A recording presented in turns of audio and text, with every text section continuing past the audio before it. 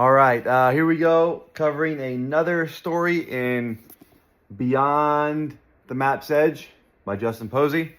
So in case you didn't know what video you're watching, this is a Justin video for his treasure hunt, Beyond the Map's Edge. And the story we're going to cover today is The Concrete Kiss, which I'm starting to see a lot of stuff in these stories, which is good and bad. In my mind, it thinks, oh, I'm starting to get into his head. I'm picking things out. It's bad because now there's so much stuff to sort through, right? I'm only a few stories into the book, and I've got pages and pages of notes that I think are important or, possibly clues. So, how are we going to sort through that? Because I believe that, again, 15 to 20 clues that are easily explained in like a sentence or less. I don't like the fact that, or not a fact, I don't like the possibility that a clue is like a paragraph of stuff. So you add 15 or 20 paragraphs and now there's pages and pages of clues. I don't think that's how it works. In my mind, a clue is, or the clue that Justin put in the book is easily explained in a sentence, and or less, right? Or a couple words. And there's like 15 to 20 of them, or maybe not even a sentence or a couple words, but a concept. Okay, so let's go ahead and get into this. This will probably be a shorter video. There's not so much new stuff on the poem. As a matter of fact, I kind of went backwards in a few things, but I'll get to that when I get to it. All right, so The Concrete Kiss. The first sentence that pops out, we have raccoons again, right? Which led me to question, how many raccoon references are in this whole book? Right, so I'm very thankful for the interview for Justin. Very thankful that he elaborated on the raccoon that he had as a pet, and I think this is kind of the same area, right? Because with that raccoon, it was his father that was in the story. We know that the mother, he said, lived in the Ojo Valley area in Tucson. This one, the geographical location we have is the 49ers golf course, which the 49ers golf course is more east side of Tucson. Northeast, I guess you might be able to say, within driving distance of Ojo Valley. For a second, I thought both the mom and the dad lived in Ojo Valley, which would be interesting. Like, you get a divorce and then you just move in the same suburb, but like a couple houses down. I mean, good for the kids, right? But it looks like they're both in different neighborhoods in Tucson. Okay, so back to the raccoons and how many raccoon references there are. I have 3. And I'm not saying this is, a definitive list. This is just the list that I have, so I might have missed one, but here they are, right? So what did I turn to? Okay. Gracie Grail, that's the story title, Gracie Grail, and in the hardback book, it's page 39. In the ebook, it's obviously different, but that's where he says everything was organized like raccoons on caffeine.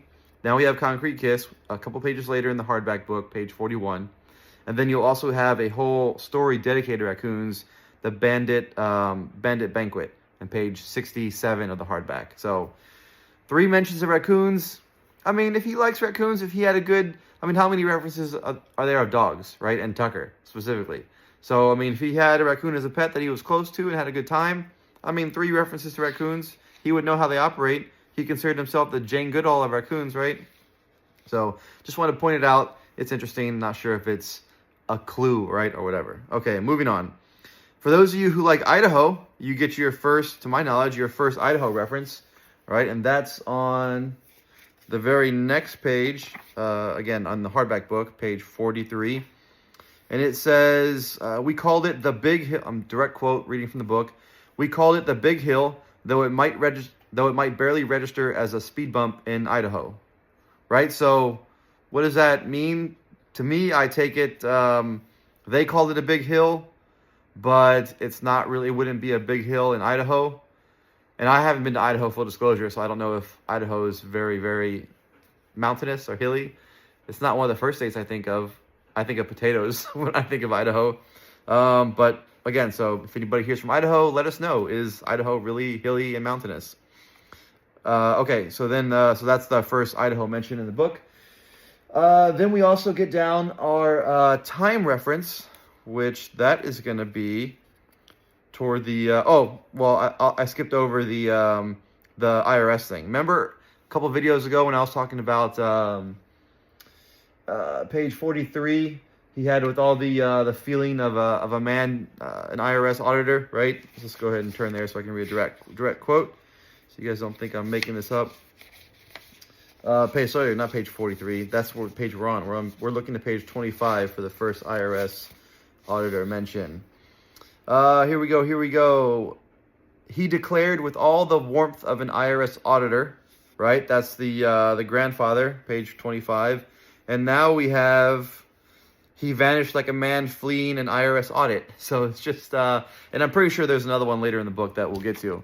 Or if you have an ebook, you can go ahead and search it right now. So very interesting that seems to be an IRS audit. I don't know if Justin's ever been the, not victim, subject of an IRS audit. Though maybe he would feel like a victim. So that's just something funny to point out. Okay, moving on. The stars, that's another good one. Again, page 43 toward the top. In these precious moments, the only movement was the deliberate passage of a raccoon mother as she emerged from her cottonwood sanctuary, setting out beneath the desert stars. So a lot of mention of the desert, a lot of mention of you're able to see the stars really well from the desert. It's just, I mean, most of the book takes place, in my opinion. Well, I guess I can't say that yet because we haven't worked our way through. I read the book, but it just seems like a lot of the stories are taking place, which would be interesting to see if that might be the next thing I do. Put a note for how many stories take place where. But a lot of these symbolic words that we're looking for in the poem, stars, desert, hope, time, and a lot of it's taking place in desert environments, right? So, again, you could pair that with the whole constellation theory that I was proposing earlier. What else? Idaho, references, stars. Okay, time. Weaving unseen thread of connection through time, page 41. So here we go. This is, to paint the picture in case you haven't read this particular chapter, it's a night bike ride with Justin, Brandon, and his father, and they're going by this golf course, right, the 49ers golf course that we now know in Tucson.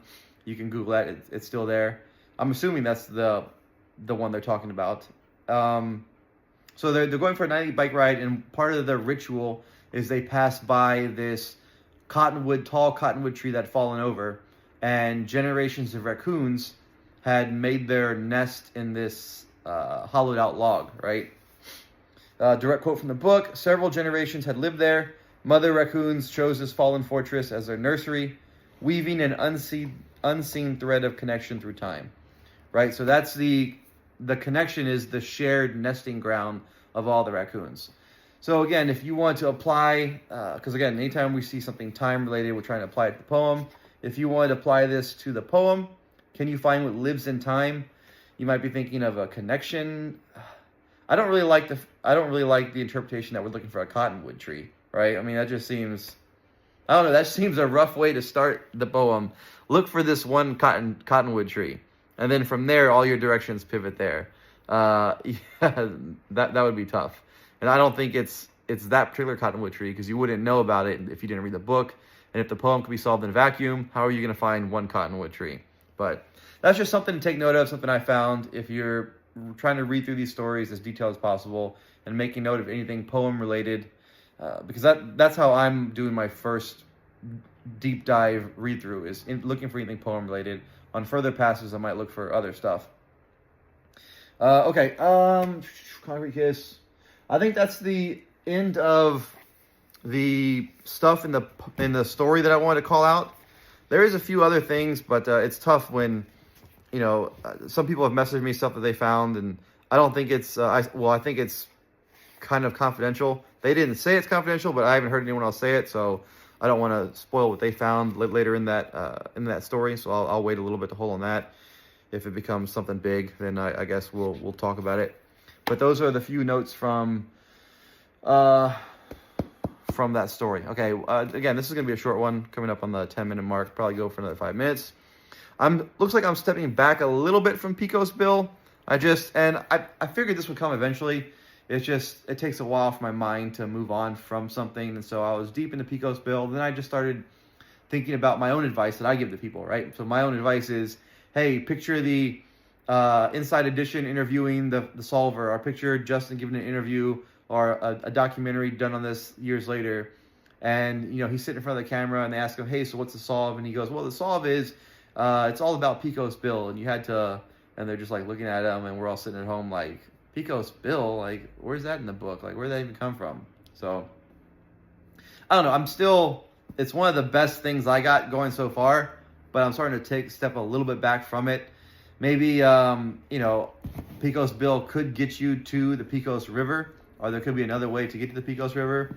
But the whole like Slewfoot Sue thing, his Mustang horse named Lightning and all that, or Widowmaker, and the relations from Widowmaker to Wisdom and anagrams. Yeah, I don't really know about all that, so I'm kind of taking a little bit of a step back. Some of you are saying thank goodness sooner than later. Some of you saying I spent too long on it, but we'll see. I still like New Mexico for a lot of reasons. We had a really good talk on the Discord the other night about the North Star and finding all the things about the North Star. I might try to start a session tonight about time and trying to see, that's a little bit more of an ambitious project, but trying to find and annotate and categorize all the direct references to time throughout the book. So we'll see if that happens. But I think that's all I want to talk about today. So that's the concrete kiss, everybody. If you're a fan of Idaho, this is your first mention of Idaho. So congratulations, all the Idahoans. And if you're a golf course fan, this is the second golf course in the book. The first one is the Conquistador Golf Course, which is not mentioned by name, but you can combine Ojo Valley with the Conquistador chapter and get Conquistador Golf Course. I don't think it's on a golf course. I'm not saying that, but I'm just pointing stuff out. Okay, and the raccoons, you know, big question mark. Maybe that's what I'll title this video. Are raccoons important? All right.